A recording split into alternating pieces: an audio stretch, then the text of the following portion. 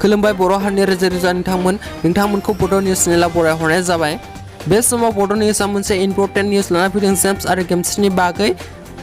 दिनै जेम्स आरो गेमस्रिनि मिटिं दंमोन। बे मिटिंआव जालांनाय माखासे बिथांखिफोर जाय BCAA आ थांखि लादों, BCAA आ बिथांखि लादों। बे बिथांखियानो जाहैबाय जेम्स आरो गेमस्रिया बड' सावथुन मुलुगाव ओंखारनो मोननाय नंला। बड' सावथुन मुलुगनिफ्राय थिखानाय गैयै समहालागै बिथांमोनखौ बेन खालामना दोननाय जाबाय। थिखानाय गैयै समहालागै बिथांमोनखौ नुनो मोननाय नंला। बड' बे फिल्म इन्डास्ट्रियाव नुनो मोननाय नंलिया। गोदोहाय जा फिल्म एलबाम खालामबोबाय, नाथाय दा फिल्म इन्डास्ट्रियाव बिथांमोना फिल्म एलबाम खालामनो मोननाय नंलिया।